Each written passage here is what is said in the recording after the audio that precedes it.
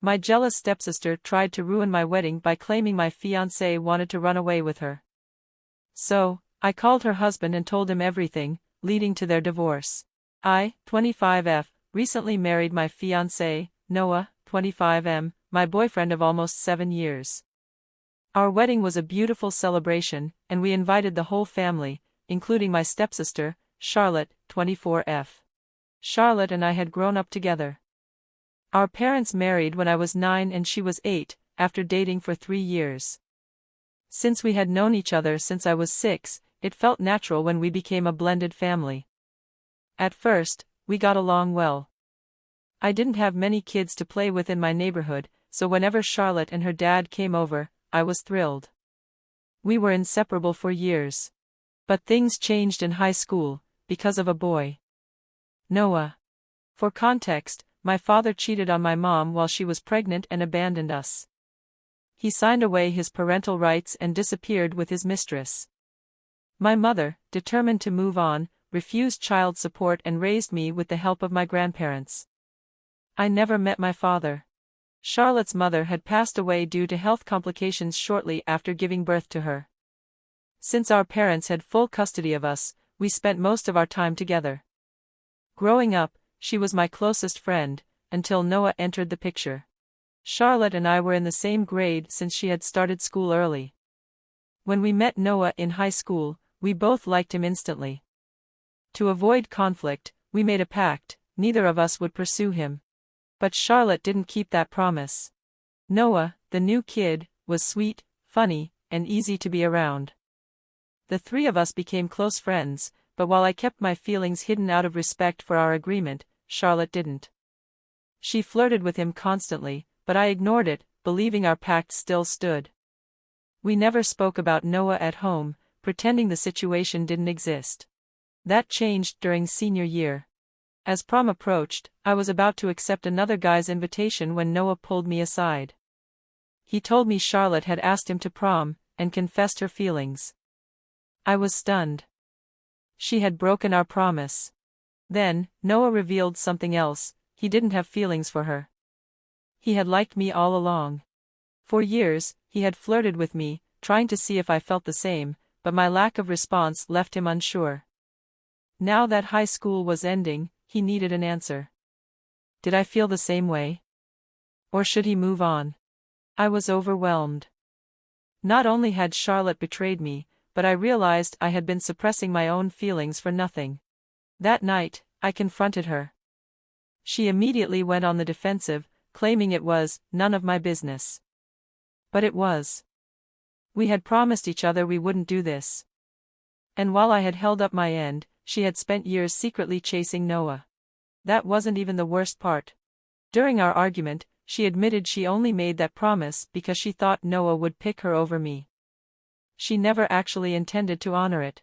That was the moment I was done with her.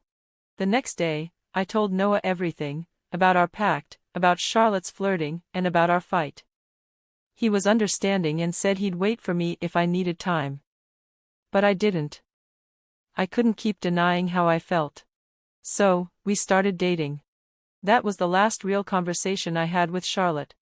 Noah and I stayed together through college, while Charlotte went to a school across the country. We had cut ties completely, only seeing each other during holidays. At home, she moved into the basement, avoiding me entirely. Our parents noticed the shift, but neither of us ever explained what had happened. Eventually, the high school drama started to feel like something out of a TV show, something ridiculous and far removed from our current lives.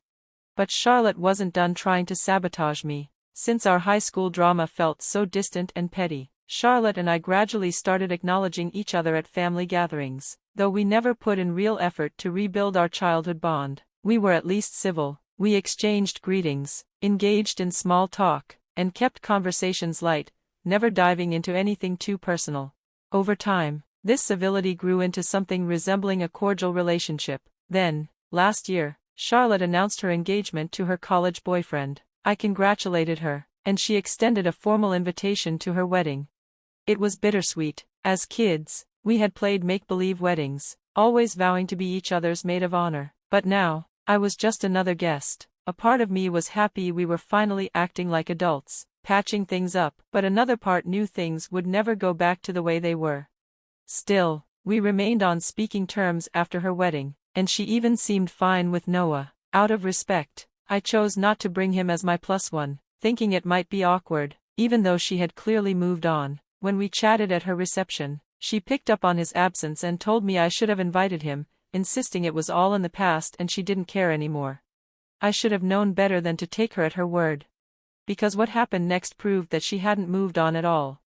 8 months ago, Noah proposed. I said yes without hesitation. The timing was perfect, he had just been promoted, and I had quit my job to join my friend's startup. Everything in our lives was falling into place, and I was looking forward to a smooth, drama-free wedding. I should have known better.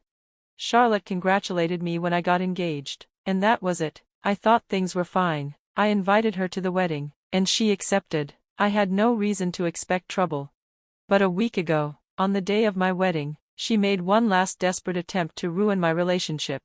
Our wedding was at a beautiful hotel just outside of town, with most close friends and family staying there. Noah, our parents, the bridal party, and the groomsmen arrived 2 days early, while the rest of the guests checked in the day before the wedding. Charlotte and her husband were supposed to do the same, but instead, they showed up the same day as us. It threw me off a little, but they played it off as a scheduling mistake. The hotel had available rooms, so it wasn't an issue. I assumed it was an honest mix-up. I had no idea it was part of her plan. On my wedding day, I noticed Charlotte lingering outside my room while I was getting my makeup done. It was odd. Most guests were either relaxing or enjoying the hotel's amenities before the ceremony. She wasn't a bridesmaid, she wasn't my mom, so why was she hovering near my door? After my bridesmaids and mother left to finish getting ready, I had an hour to myself before the ceremony. To calm my nerves, I took a short walk down the corridor, careful not to leave the floor, so no one would see me in my dress. That's when Charlotte cornered me.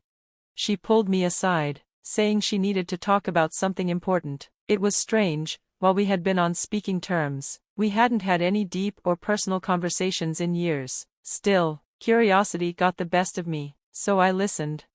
And then she started her story.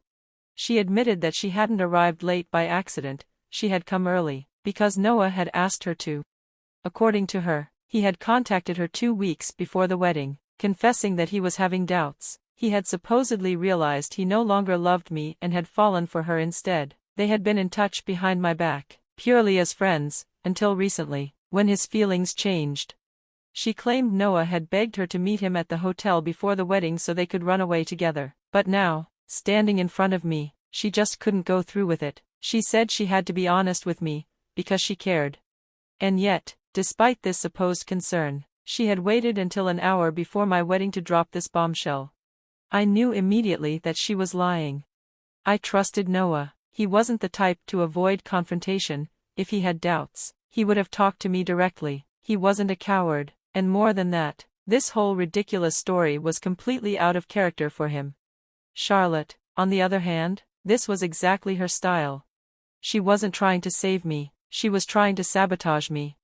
But if she wanted to create drama, I was prepared to take it one step further. Right then and there, I pulled out my phone and called her husband, while she watched. I didn't have his number, but I followed him on Instagram, so I video called him. I played the part of the devastated bride, standing in front of Charlotte. And that's when things got really interesting. Charlotte had no idea what I was doing on my phone. She probably assumed I was calling Noah to confront him or even break up with him, exactly what she wanted. But she didn't realize I had actually dialed her husband. To my relief, he picked up. I repeated everything Charlotte had just told me, asking him if any of it was true.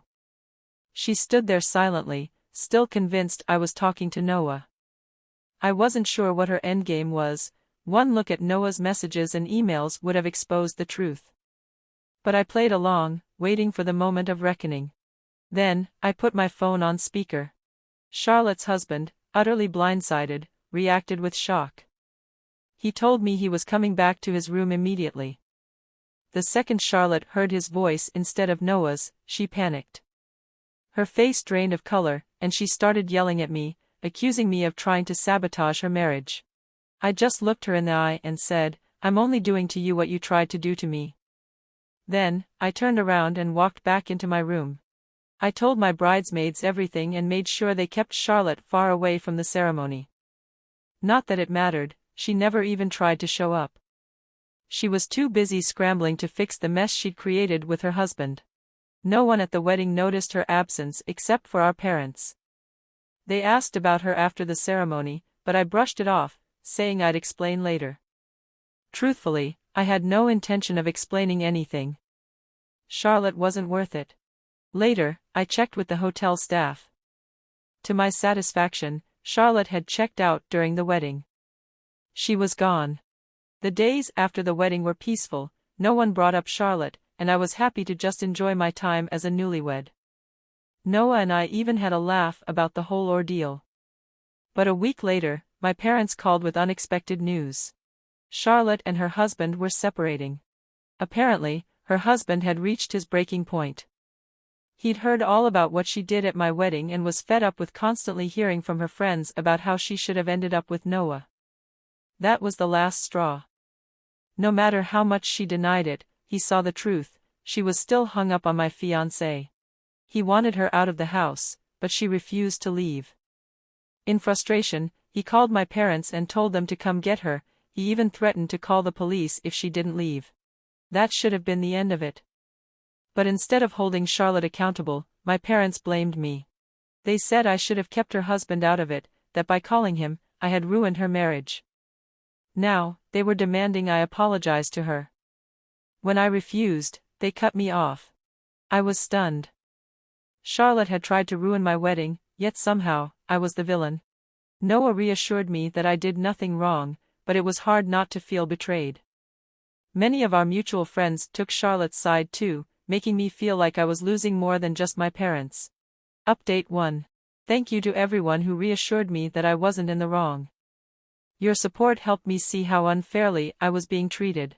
So, I made a decision: I cut my parents off. If they wanted to shut me out over this, fine, I wouldn't be reaching out either. As for the so-called friends siding with Charlotte, they were never real friends to begin with. Charlotte owed me an apology, not the other way around. And if people refused to see that, I wasn't going to waste my time trying to change their minds. From now on, I was focusing on Noah. That was all that mattered. Update 2. Noah and I left for our honeymoon, and honestly, it was a relief. Losing fake friends didn't hurt. But not talking to my parents? That stung. I kept wanting to call my mom, to chat with my stepdad like I used to. But then I'd remember, they chose Charlotte over me. Meanwhile, she was still living with them, probably feeding them more lies. By the time I got back, I had no doubt they'd hate me even more. What hurt the most was my mother's betrayal. She had been cheated on by my dad. He had left us for someone she once called a friend. Charlotte had tried to do the same thing to me. How could she not see the parallels? But if she refused to understand, I had nothing more to say. For now, I just wanted to enjoy my honeymoon and forget about the drama. Update 3. 3 days into the honeymoon, my mom texted me. I didn't open it. Not yet. I wanted to live in the moment with Noah. If the message wasn't good news, I wasn't about to let it ruin this experience. You only go on your honeymoon once. Update 4. We're back home now. The first thing I did was read my mom's message. She told me they had let Charlotte stay with them, but it had quickly become unbearable. All she did was badmouth me, over and over again. Eventually, my stepdad and mom had enough. They finally saw her for who she was and kicked her out. Now, they were inviting me to dinner, to apologize. They admitted they had made a mistake. They wanted to make things right. Honestly, I couldn't be happier. Noah and I already agreed to go. Hopefully, this will mend our relationship. Maybe, after all of this, things can finally go back to normal. I just hope we never have to go through something like this again.